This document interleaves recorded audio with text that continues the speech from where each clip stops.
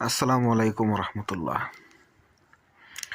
বর্তমানে অনেক কিছু বিলুপ্তর পথে, যেমন আকাশে চিল ওড়ে সেইটা নাই, শকুন তো নাই, কাকও দেখা যায় না তেমন, পাখির সংখ্যা কমে গেছে, রাতের জোনাকি পোকা, ছোটোকালে গ্রামের বাড়িতে যখন যেতাম দেখতাম যে জোনাকি পোকা মিটমিট করে জ্বলছে, আমরা সেগুলো ভরে কাচের বয়মে ভরতাম, খেলতাম।